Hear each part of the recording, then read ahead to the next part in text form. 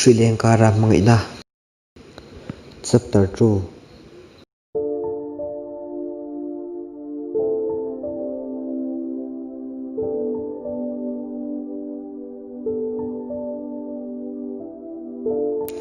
Ka kola ma se aring kui trak vai riat vel ka khol ma po aring kui trak ta ka chuan ka khol du ta bik lova ril rinom lo zitin ka ro ma chuan ka chuk le ta a ka khum ka thlen chuan message ka han ina ma se moi te ni na tangin eng message ma ka dong lo ka message mai don nge ani lo le ka lo ka zok don voi tam tak ka kola nga tingin lak lo an room la chu ala eng box sia devotion la ton thleng an nei don dir si lo pa ani lo le chuna mi soi tura ka ti kha soi du lo wanga min chang du lo nyang em zo na chan sen lo in ka khat le ta ngai tu na tam tak nen khuma chun kamuta a rilwa aziam the ringin ka phone a games te ka khel ta zo ka zandar so ma chon message ron lutin ka hanin chuan moi te message nge mai lo ni uma chin khan kan boilu tuka min thite mai don ni o message ani ka thin rim te ofang chuan ka ti taw don mani o ka tia ma se an ti taw ngotila am boi tur chu ama ni lo fa ki ma kan ni awangin ka ti taw du ta lo mai moi te ka se tiam che lom aman rang thei le tem te ro ti chuan ka lom me umam mi dang te se tem nai nga ka van ni kat mai ti a moi te voina ka soi tong khan mangai be thu di thlung don tai la dal tu na mangem te ka zo chuan umam dal tu chueng ma lo ma se nang niang tan chuan ka tling hi nem phara te lul moi te tiang kha soi lo te pathian ring la amana soi don che lom ka ti chuan ani tho mai ti ro umam ati maya ani ka thilngen che min pal sak ngen te ka zo le ta ka chuan ti pa hi ka ring zo tak tak to lo sinumam kan chung ko chon chin atang hian daya moi te mi zong zong kaninang kherlo sin ka ti chuan nia ani khop mai ati vel a min jing ram la min rin nge ka omang ti ka thon chu min reply to lo chuan re ji wanga ril ru anom le ta ho lo min silvat lu chuan kan na huna tang hen kan chu khar to don lawa so huna la in bek na hun rim chang om si lo an in po ka se lo wang chuan ki ma to ka kalo mai ve em ani an room ka han ina athin to min lo mu thil chan te ni lo mo le ila chu ama ngai to wang hian ka mu thei lo ni sia min du ve lo wanga he te nga min tim mai ani angem ti thleng hian ka ngai to min du lo ni ta se he tiang hian am lo wang ti ngai to in ka ngai to na chu ka in sual tir che na chu tiang thil vel ngai to ka om lai chuan ka lo hil pan dera atu khuwa lo war le a ka tho ve le phone chu ka han ina message dong tura ka lo in be sei te reng nen ka dong hau lo nia pe po in ti har pa in ti in bathroom nam ka pana ka thlen pe chuan moi te chu an room kong khara du ka mo man zo ya ka tlai de mani mo ti ril ru chungin ka in ti fa ya ka in ti fa zo chuan kal na tur danga om chon lo wang chuan ka room lama chuan ka phele ta ka ti thiam chun le thian tha ka thiam ber mai ka phone chu por chuakin ka hanen chuan message pakhat ka lo dong hi ni a umam ni zan kan ka chenu kan phone call dong char chara ka reply chu zum the ta lo che ni kha anin bere lu tu ka imut to ha ka ring che ka reply ta lo mai che ti hi lo ni a thin rim thlang te ma se ka du na chuan min ni ema wang chuan ka ngai dam le mai kan roma omho te chu kan test result a negative ka wang chuan tle min tha dul te wa midang te nen po kanin po tlang thi te teu chu hun rem chang la in chuna moi te chu ground chunga thingbu hnuai muturin ka soma ka so mangin ani pon min hnial lem lo ti chuan ka soina hmuna chuan kan kalta a ma se bol tran tur zawk om talo chuan kanin ena kan nei dun le ringot zela atopa chuan mi pa ka nia lom tin bul ka han tran ta moite etiang emema ka thin lungi lu zo he mak ka ti helai muna ka ong po hi ka lom lu tu zo ka sin ka ti chuan emema umam trungkam thiam lu tuk su o ain thlun thlak trungkam thiam wang po ni lo sin ani nangin ka soi top ka ti chuan ke chuan trungkam thiam ka ti tho che ve thlot chuan ani mo moite ipanga ina kangin che kha min chang thei to ngem ka ti chuan ole i mo umam khong in thinrim lo ramla dama kan chho thei chuan chumi hunata ni ti jok mayang o kanu shet puina tel lova keima thuluk na siam hi ka thei lo ni ati tu daya thinrim do ni la ani mang bok si lo ka shet chak berla ka hret si lova moi te thu soi la chu me che fel te thu soi om takani ti chu ka hai hap lo ngoi renga ka om ta ka wang chuan ain tharung deu ani nge yang umam ka chung ai thin na rim yo mi ati chuan moi te ka thin rim hau lo ma se ka hriat chak be hriat lo chu ka pur loi do nem ni tin ka lo changa umam min hri thiam ram la kanu nen chawa kho sa kan ne wangin ama du than na tel lo chuan thu ka ti tu thei ngang lo ni ti chuan ole moite a tha ni mai nu te zan chang sia ka me chengai na jong tak ni bok ti in thatakin ke pon ka chang let via ani po alo mani ti chu amit menga tangin ka hre thei ani chutia thil sang ngai tua ka om lain kan tung lama tang hian hey nang ni kha helai hian eng thil ngein tia inam chan in chen ange inam na len leng ha ru tin min an huma ka hanen chu moi te lo thei thin tu pa ani ti ka hre thei ngala ka thin rim lu tuk chu ka in sei ru na sain ka tha an sa zek mai engma ti thei ong diar si lo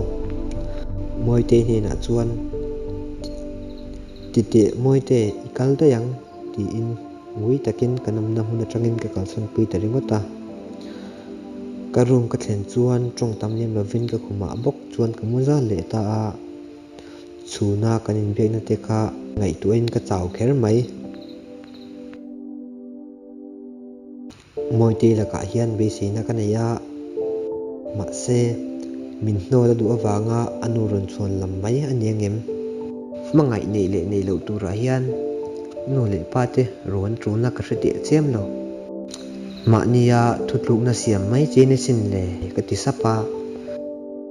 chite ka lo ngei tuat chung chuan choi lo hun le ta a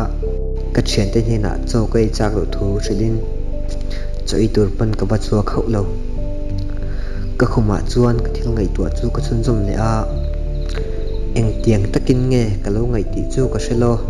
kamit tui aron luang chuak tu hial mai achangin theihel thei dan tur kong ka ngai tua ma se chutia han theihel chi rual ka ni to si lo ka chian te choi kham chu an ron lu ta ke ro kom dan ngai te ni ka lo om ni ka chian te chuan ka dam loi mo min ti hiala dam doi te min nei tir an tum na sangang mai ma se ka dam lo nai ro dam doya ti dam thi rual ani si lo kamuna tang chuan choi muang ka thua ka moi te room lam ringot chu ka mel ngura center khata om ni mai la kan room chu ain lat tham deu wang chuan chiang takin ka mu thei chuang lo ma se mi om le om lo chu a hriat theih thova an room ka en ngon zo po le ka mit tuya ron nama en chak ve ti lo chuan chak lawang mai kom le thin khua ron thima in ti har pa in ti in chunga ka chowa thlaeng ngoya phone ngai tha chungin ke ma chawin ka bat hle ta chutia ka thut lai chuan ka message ton chu ron ria ka hanin chuan Gracie tangin ani umam ingti siange chu ei turin iron lang lova ka chiara ma se chan chang na pok ani lo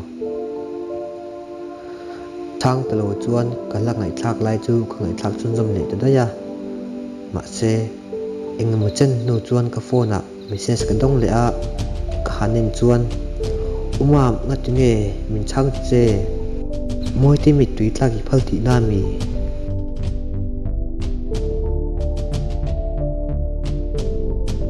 ka message ton chuan min van ti pu chiang kher em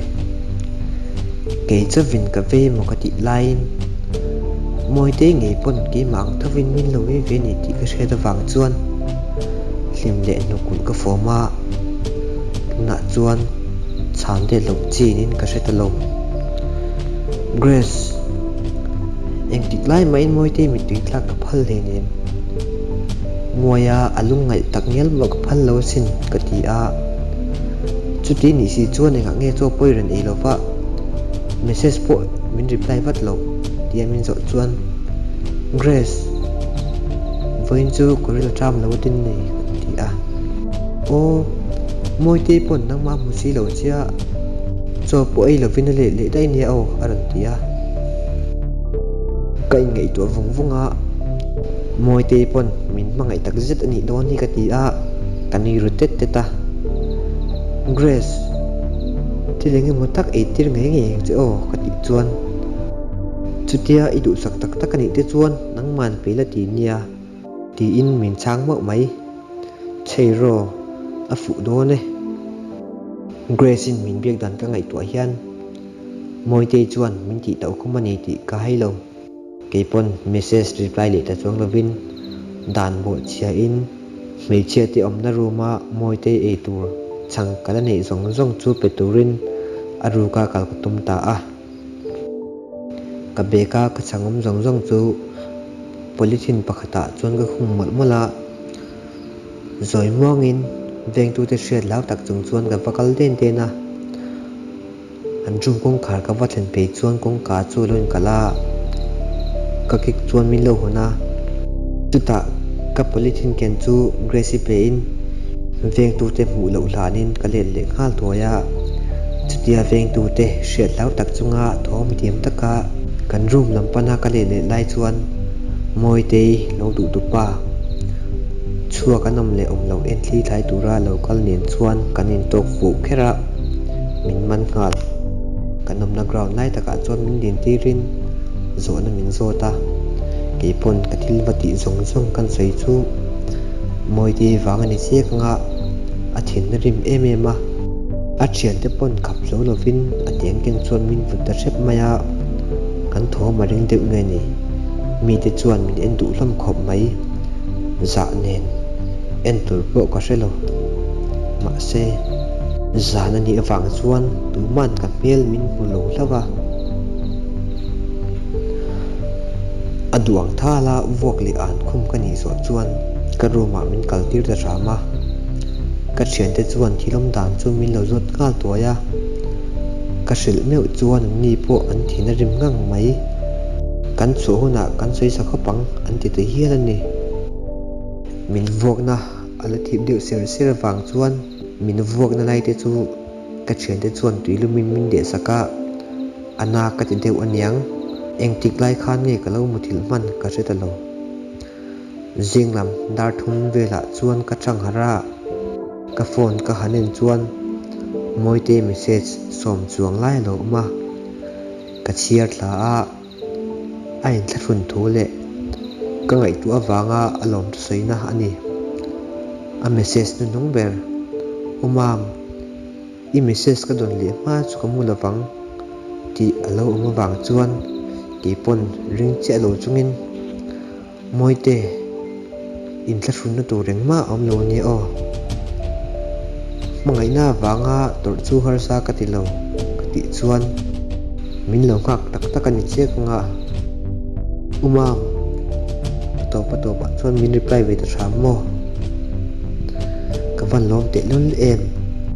i message ka don thun tur hi mi tuinen kalum khak renga sin ti chu min ron thon le le ngala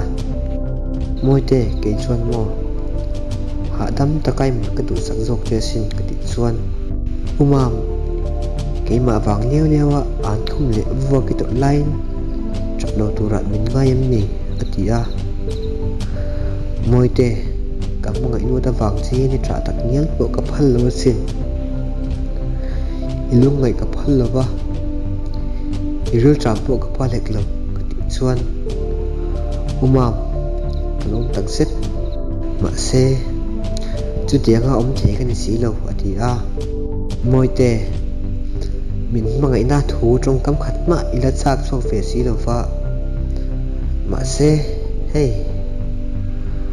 kan kara dal tu he tengen om ta sia thegil tum jok mai don che me ka ti chuan umam iwa be dong ma ve atia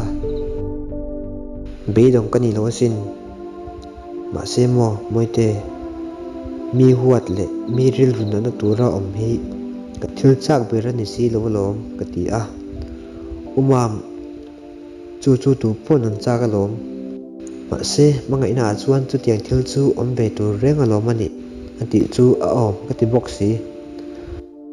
ani khop mai ti ro ti in ka chang let mol to pa chu tia kan in biak chung chuan huwa lo wara ke ni po kan chol thri ta pota kan test result kha voina achok vek nga alo negative vek chuan ina kan hot hi to do na wangin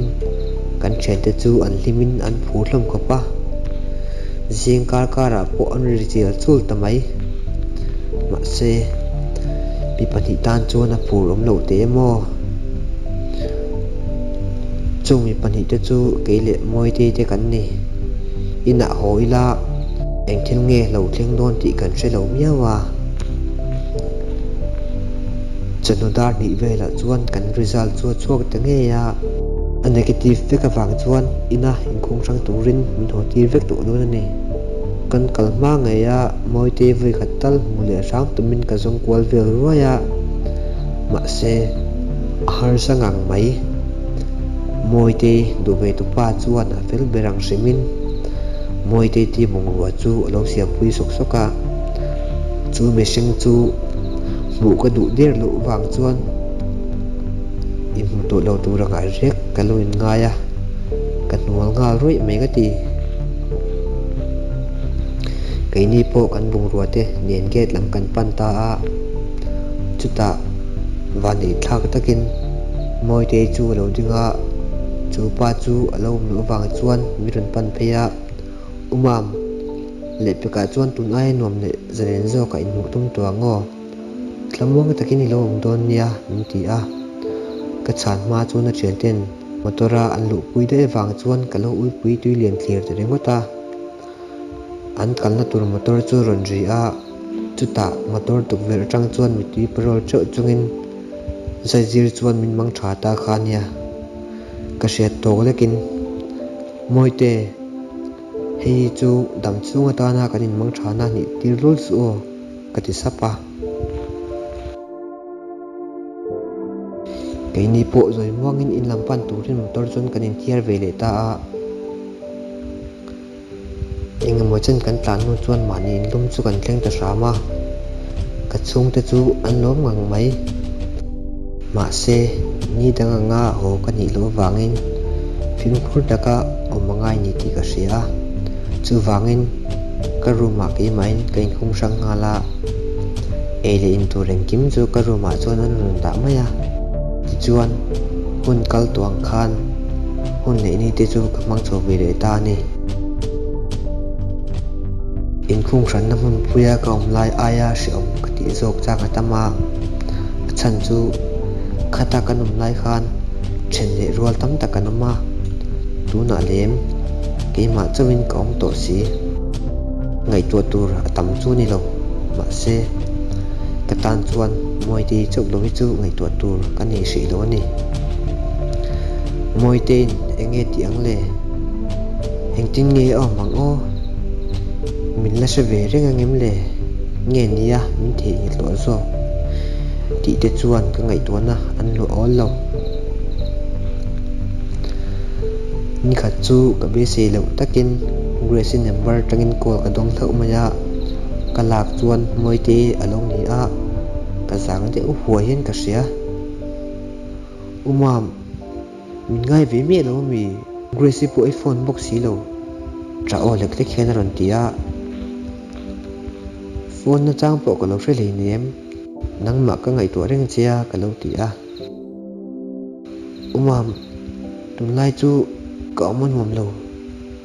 ka ru ru ha lu tok thok la kha chuina tia ngati mo moi te ka lo tu thuaya kha kan centera mino bitu pa kha kanina hian ron kal ji amaya kanu la chu aron thlem ti reu reu mai boxi ain sut fai faya ka ngai tuana aron soi dang lam chiang kher em ka thin rim na azwal tul mai ka ta ni lo tur na han biak po hi enge sot na ti te chu ka ngai tuana chuan ron ama ka ngai tuana wak thui tuk chu ka lo ngoi du to umam ekti siangi chongla aron ti ta ka chuan ka har chok thu ta ehe engma male ka ngai tuana alu kal thui lu tu ka lom le moite ti a umam nang po lu leng vela voi khatal aron ti chuan ifiam thu ni lo mo ipo ka chak lu tuk ti in oi lo zitin ka lo changa nang zana lo leng ang cheo aron ti ta ka chuan ole te reng mai he quarantine po hian dal zo lo wang ka ti a lo le nun ka lo khak reng don che nia o ti chuan ole ti in kanin be na chu kan ti top ta a kanin biak zo me chuan ke po ka ngai to na thol huai mai ma se chu mi sing pa bangai ro chuan karil ru chu ana khop mai khuma chuan muchungin h lal thaki ma hla te chu ka ngai thla a moi te ka ngai na po ti zolin ka sia nak zana ka fakal dan tu te chu suang tua ka ngai chuan ka lo mu hin le tareng mai atu khuwa lo war lia inti fine ka ru ma chuan ka tom le ta ka chung te chuan khatia tom reng ala ngai mi min ti ma se chung te mangai na wang chuan har sale ma se ka tom to thowa tuk thuan te ka ei kham chuan lung leng le lung ngain kani leng le ta zan re ei kham atang chuan moi te bula kal tur chuan ka in siam ngala ka phur de wanyang ka kor hak te chu ka thlak thul ka in me pui tur po ka hre te sep love dar ruk le chan ve rik le chuan ke pon moi te le grace te in kala she lu ve ve wang chuan grace chu ka phone to pa grace moi te ti in kha khoi lai ve lang he o ka ti chuan ron tlan chola chal tlang rot ilo thlenu na um thilla ani na lo hroyang che ti a lom thu silin phone chu ka ta a ka du na mu na na chuan ka in pi pha ngang mai ka bike chabi ka la ngala ka chung te pon mak min ti hial ta ve ang chung te nen mua in ta ya vak lo pa kha kholaya leng turin ka in siam mi walom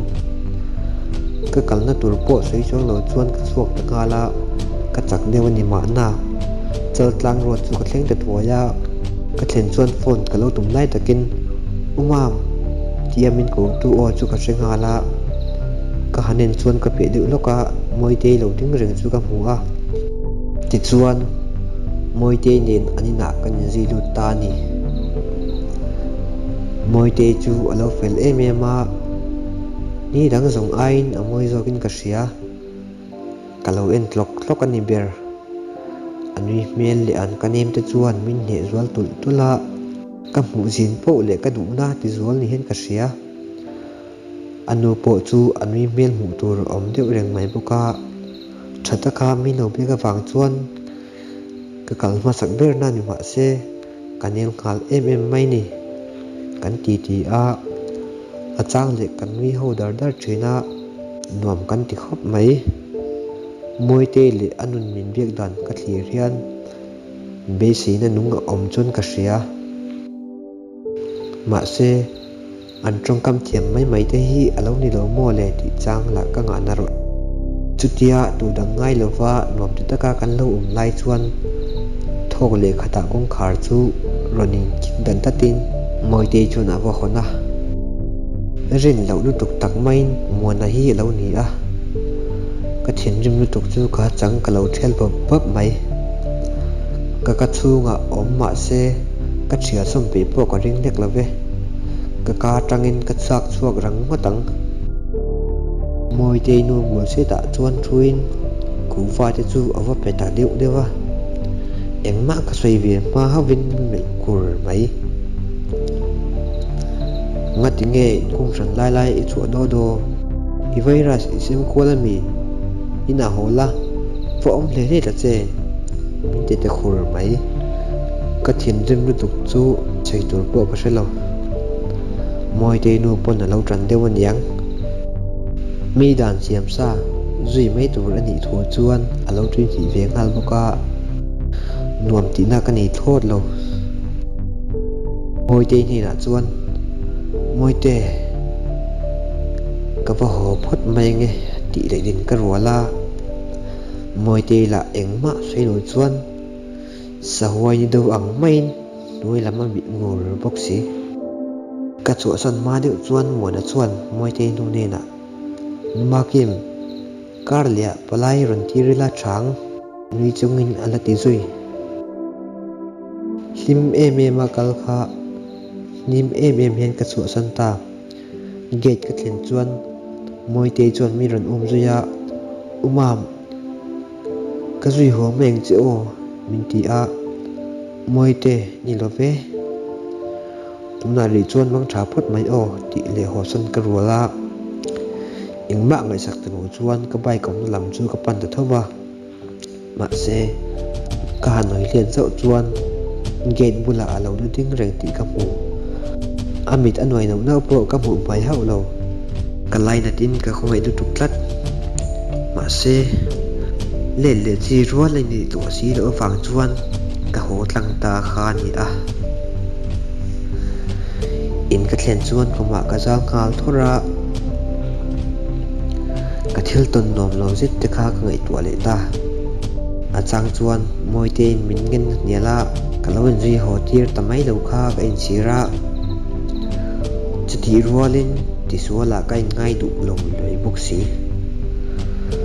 moi te khan anu thut luk na la lova mangai na bia thu min tan kha angam boxi lo chuti lain muana khan anu kha atum poya ada vai zongin moi te chuan anu thu anial ngam don dir si lo chutiang ani vai zongin muana tan chuan moi te chu bel chu sa ani don ti na ni a thei ka tuma ma se chuti maya thei rual to si lo khoma chuan ka in ngai tua muanan mi ti dan zong te in kung ran na mun puya ka omlai tang a voini tleng ka mitla aron langa ka tuk te lama ul hial mai zan khuain ka mu thelo ka hoina lam chu thla kwal chen mai moi te jun ngai hi hetiang ma na alo ni mo ka ti hiala achang chuan test result negative kher kha pui ka ti thul tangwala pumpa ka puan sin nai te chu kamit tui hian hu zo hial mai eng pu ni se moi te chu ka sang lo ni point moi te le anu ti lung chiat lova mangai le duat taka enjoy zel tur ni ti chu ka ngai da nen ta stiang thil ngai tua ka lai chuan khuwa chuan milu var nan ta a tho chokin ki po ka fa identify ta zo ka identify zo chuan ka ruma lutin ka phone ka hanena message alo uma ka hanen chuan umam itho to em engai ti hi lo ni a ke pon ka reply ngala tho to e engai ni ta grace ka ti chuan tukin ka jingwa pa moite bula ka vakal khan amita lo fung na selu tuka engtin ngei lo intia in mizota engtin ma tinang o nisan ka vakal kha muanan min hoti ringota ka then ring tuka ching ka te po ka ching rei nem ka ti chuan o chu muan mai mai chu awangai ve o mitlak lai lo nula kop ching zu le ri the thil ti mini le kal moi te nu wa thun hoi ada ang ti pala ve ati a grace moi te chu kam ngai tak set tu ma ta ni ka phal lo ma se ka chang don ta lo ni hi ka ti chuan umam chu teng thil kha soi su beidong mai lo la ani pon na mangai na lan lo che ma se a mangai lu tuk che itel lavin om the lo sin ati a